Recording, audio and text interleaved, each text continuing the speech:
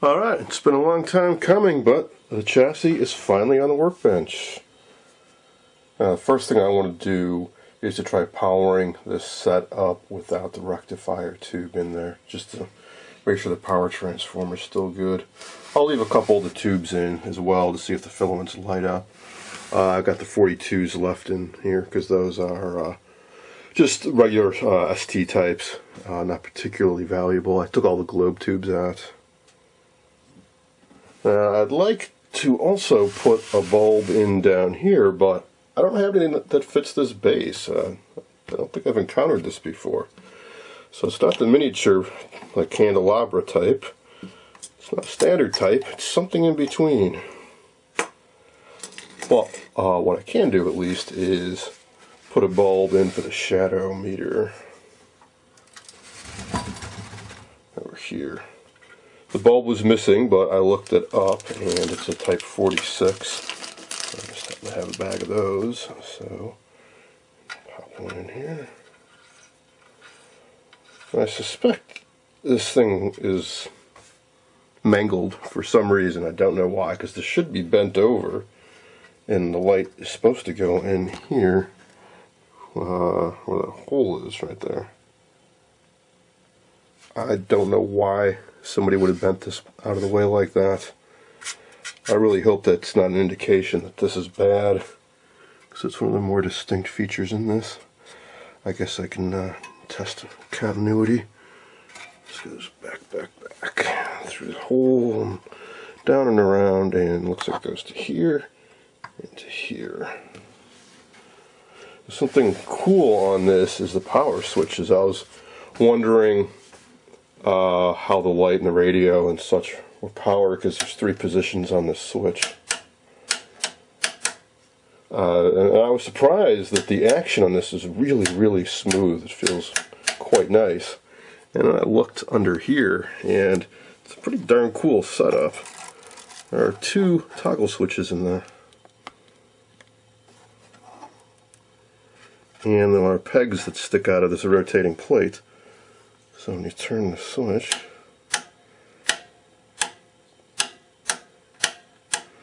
so this would be off, I presume.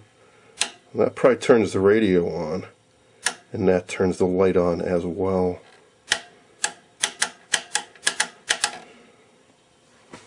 Alright, now before I can power this up, I need to rebuild this. This contains these 2 capacitors, and they're right on the AC line. So I don't want to have those explode on me, which they have a tendency to do when they're this old. I've seen several radios where these blocks are blown apart.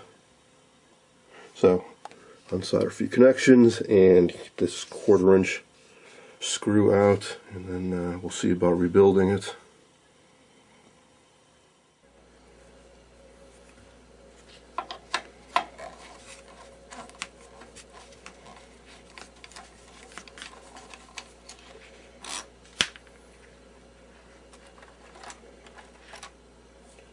And there it is.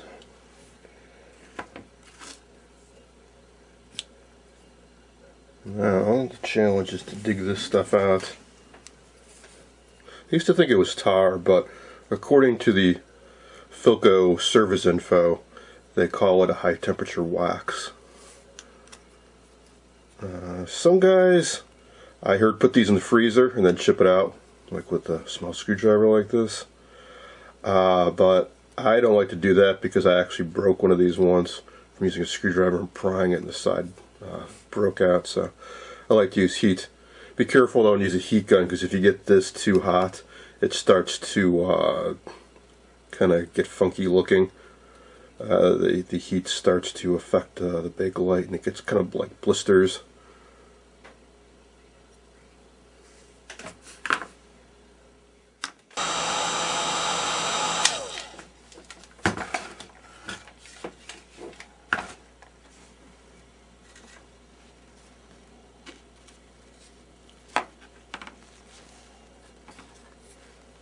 Once it's softened up, I like to just start picking at it. See, the stuff starts falling out pretty easily.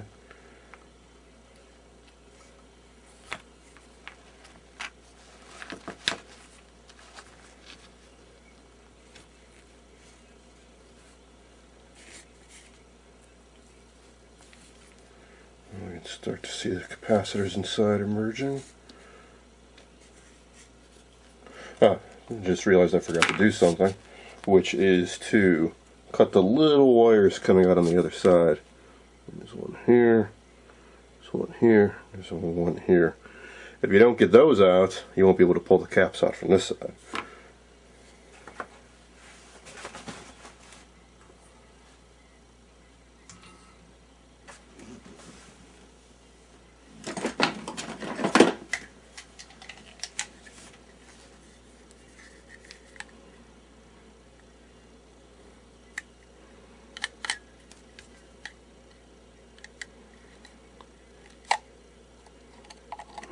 One.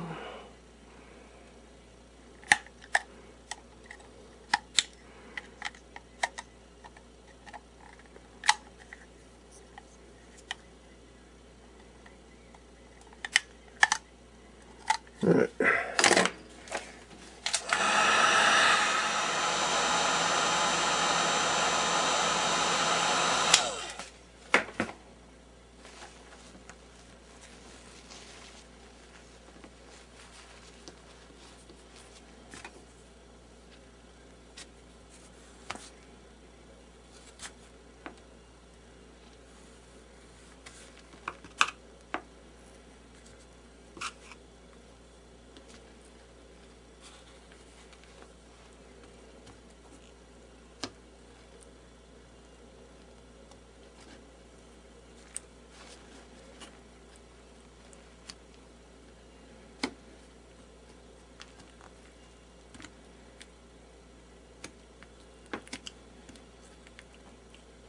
There we go. There's one of them. And there's the other. Hey, not that tough. Clean that out a little bit with some lacquer thinner and Q-tips, and then mount the new caps inside.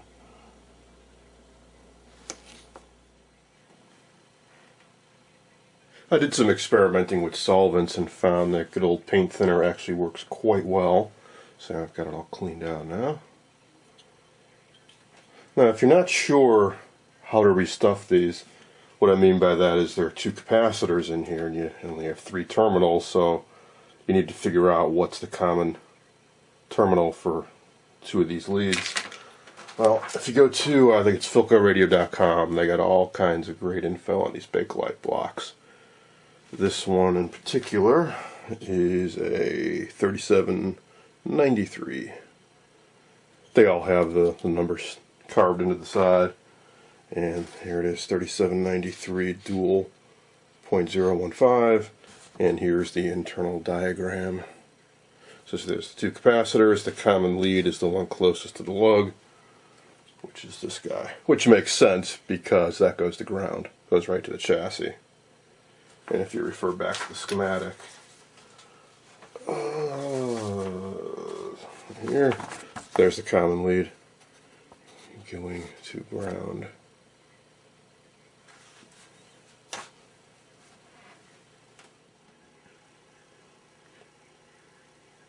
And here it is, ready to be reinstalled. Simply fed the leads through, wrap them around the little terminals, and solder them on. No need to refill this with tar or hot glue or anything. It gets mounted like this, and nobody would ever see it, and the parts are quite secure.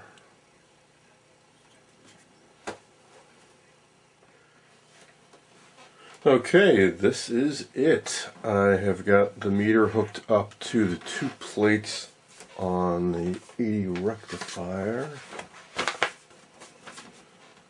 So that should tell me if the high voltage secondary is good. It should be 500 to 700 volts, something like that.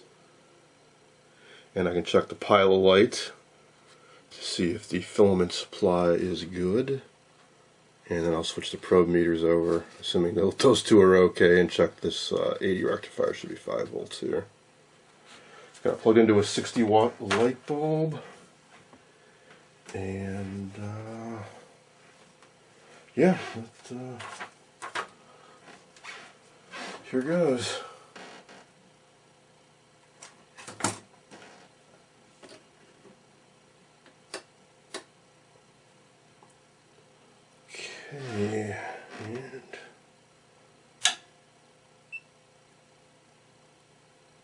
Alright, 650 volts, and the pilot light is lit up.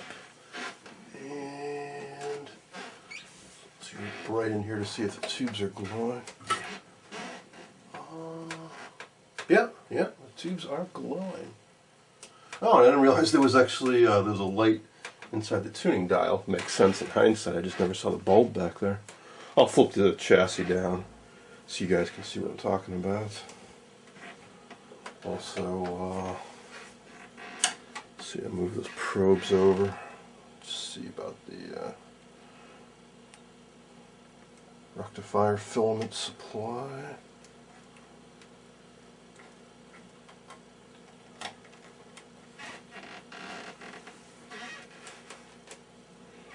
Okay. Alright, 4.93 volts. It's close enough to 5 for me.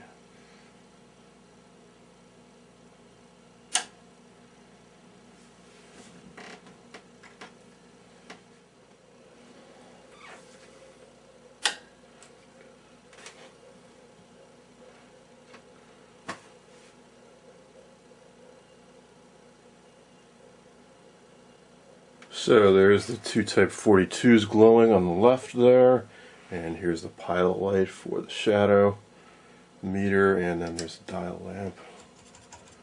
It's flickering a bit, might be a little loose in the socket. Well, I see there's a piece of plastic with a slit cut in it, so it kind of illuminates the dial there. Nice touch.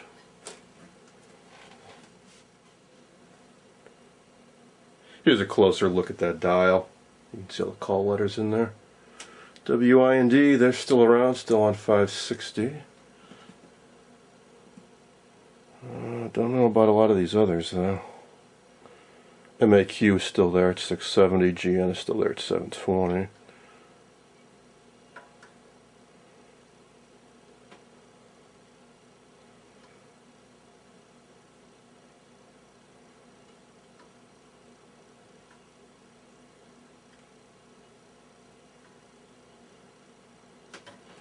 Alright, cool. So now I'll just get cracking on the rest of those Bakelite blocks.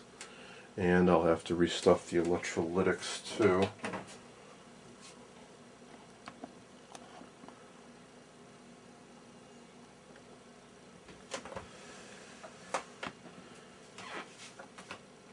I think I'll just take these two out for now, for later restuffing, and I'll just tack those new caps in place. Somehow I need to get this box off so that there are plates on either side welded to it, and then they're bolted to the chassis.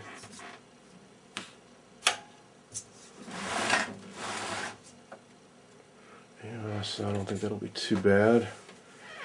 And then there are those metal boxes underneath.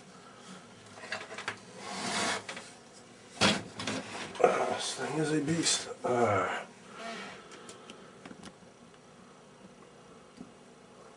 These two guys, so that they're also bolted to the chassis, and looks like it's metal that's crimped over. Maybe I can carefully pry this box open and restuff it. Let's see if the new caps will even fit in there. I think they're these guys. Yep.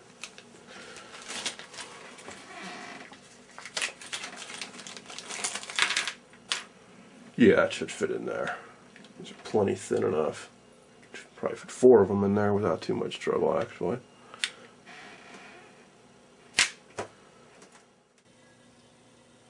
I just got back from the hardware store and I think I found some bulbs that will work.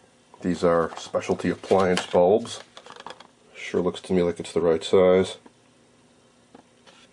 They had 10, 25, and 40 watt sizes, so I went with the middle ground and picked the 25s. And I got 2 different styles. We'll see which one works better. Unfortunately, they did not have any frosted, only clear. But I can shop around online. I know there are some websites that specialize in more obscure light bulbs.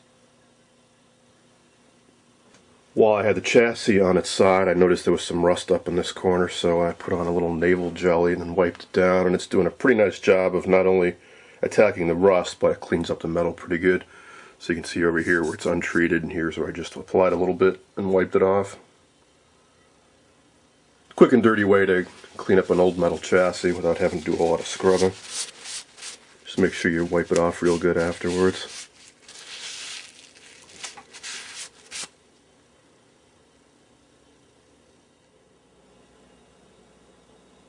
I installed the light bulb, and it does work, but now I'm a little confused because both power switch positions do the same thing.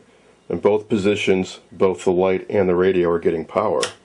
So what is that second switch all about? If I look on the schematic, they just show one switch with positions 1, 2, and 3, and 2 and 3 both seem to be doing the same thing.